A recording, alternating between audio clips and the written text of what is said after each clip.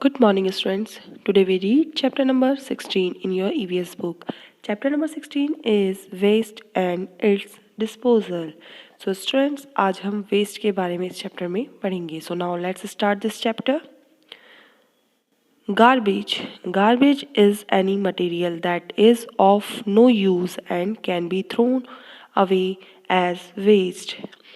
Garbage क्या होता है? गार्बेज दैट मीन्स कि कचरा, ऐसा मटेरियल जिसका हम कोई यूज़ नहीं करते हैं, जिन्हें हम फेंक देते हैं वेस्ट के रूप में. ठीक है, तो वो क्या कहलाता है? वो गार्बेज कहलाता है. Waste refers to anything that is useless और unwanted. Every home produce a large amount of waste every day. Factories, offices, schools, colleges, market, hospitals and hotels also produce a large quantity of waste. Waste जो कि useless चीज़ें या unwanted चीज़ें, ऐसी unwanted चीज़ें जो हम जिनका हमें कोई यूज़ नहीं है, जो हमारी ज़रूरत की नहीं है, वो सब क्या होती है? वेस्ट कहलाती है. और घरों में, साथ ही साथ फैक्ट्रीज़ में, ऑफिसेज़ में, स्कूल्स में, कॉलेज में, मार्केट में, हॉस्पिटल में और होटल्स में कई ज़्यादा लार्ज क्वांटिटी में वेस्ट प्रोड्यूस होता है. वेस्ट अफेक्ट आर इन्वायरमेंट, और ये जो वेस्ट है, ये जो कचरा है, ये हमारे इन्वायरमेंट को भी अफेक्ट करता है. It pollutes the land, water and air. ये भूमि को, जल को और हवा को प्रदूषित करता है. The surrounding look dirty and अगली. जब हम अपने चारों तरफ देखते हैं और वहाँ पे अगर कचरा फैला होता है तो वो कैसा दिखता है? वो गंदा दिखता है. Those mosquitoes and house hold paste like rates breed in the garbage. और इसी गंदगी में क्या पनपते हैं?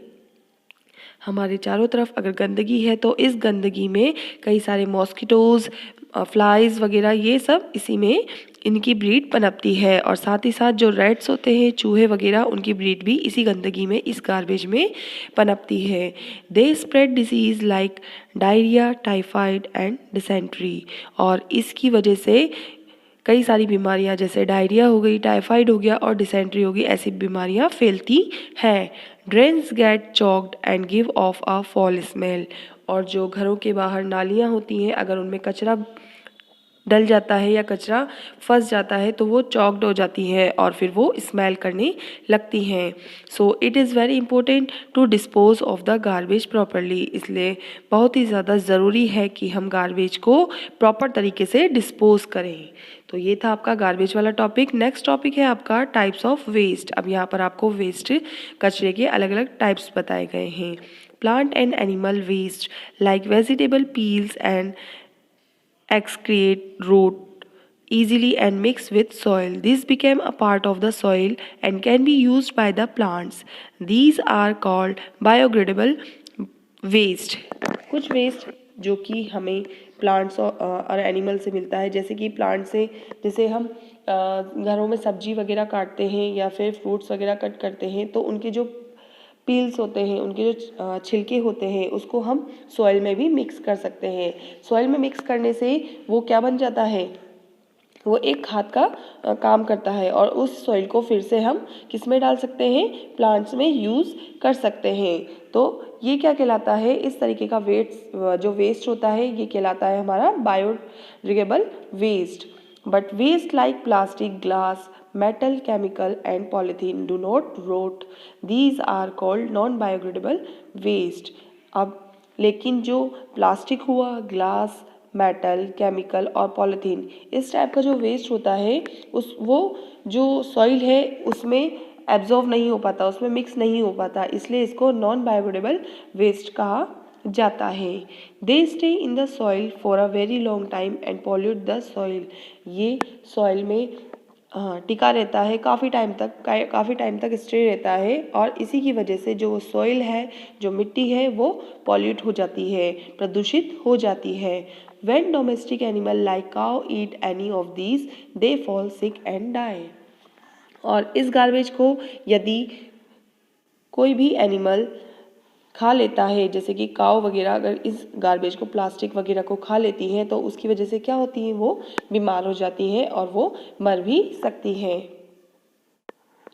देखिए अब यहाँ पर आपको दो अलग अलग वेस्ट के डस्टबिन बताए गए। जो ग्रीन वाला डस्टबिन होता है वो बायोग्रेडेबल वेस्ट के लिए यूज़ किया जाता है, बट जो ब्लू वाला डस्टबिन होता है वो नॉन बायोग्रेडेबल वेस्ट के लिए यूज़ किया जाता है। बायोग्रेडेबल वेस्ट मैंने अभी आपको बताया वो वेस्ट जो कि सॉइल में मिक्स हो जाता है, और नॉन बायोग्रेडेबल वेस्ट वो कहलाता है जो कि सॉइल में मिक्स नहीं होता है। We must separate the biodegradable waste and non-biodegradable waste before we dispose of garbage। हमें हमेशा जो बायोग्रेडेबल वेस्ट है और जो नॉन बायोग्रेडेबल वेस्ट है उन दोनों को सेपरेट ही थ्रो करना चाहिए। अब नेक्स्ट टॉपिक है आपका disposal of waste. We must not throw garbage in open areas outside our house. Household garbage should be collected in a covered dustbin and disposed of at a proper dumping place। यहाँ आपको बताया गया है कि हमें garbage को open areas में ऐसे ही थ्रो नहीं करना चाहिए कभी भी घरों के बाहर।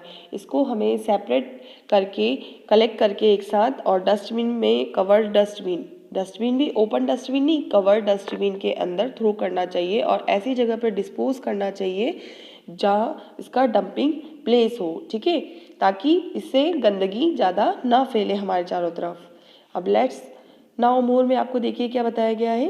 Parts of electronic goods such as computers, mobile phones, televisions etcetera are called electronic waste और ई वेस्ट। यहाँ पर आपको बताया गया है कि कुछ ऐसी वस्तुएं, इलेक्ट्रॉनिक चीज़ें, इलेक्ट्रॉनिक गुड्स जैसे कि कंप्यूटर, मोबाइल फ़ोन, टेलीविज़न, ये सब इनके जो पार्ट्स होते हैं जब इनको हम थ्रो करते हैं, जब वो ख़राब हो जाते हैं, जब वो किसी यूज़ के लिए नहीं रहते हैं तो वो किसका क्या बन जाते हैं, वो एक तरीके से वेस्ट बन जाते हैं। और यही इलेक्ट्रॉनिक गुड्स के पार्ट्स सब इलेक्ट्रॉनिक वेस्ट कहलाते हैं, जिसे हम ई वेस्ट भी कहते हैं। This type of waste has poisonous elements such as mercury and lead in it। और इस तरीके वेस्ट के अंदर कई पॉइजन होता है। जो ये वेस्ट होता है ई वेस्ट, इसके अंदर एलिमेंट्स पाए जाते हैं, पॉइजन वाले एलिमेंट्स पाए जाते हैं जैसे कि मरकरी और lead. Those if it is not disposal of properly. इसी वजह से ये क्या नहीं होते हैं, डिस्पोजल नहीं हो पाते हैं। It can harm the environment.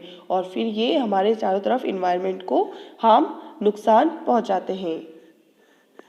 Students, सभी इतना पोर्शन इस लेसन का आप सभी बुक में से रीड करेंगे और इस वीडियो से इसे समझेंगे। नेक्स्ट पार्ट में आपको नेक्स्ट डे वीडियो में सेंड करूँगी।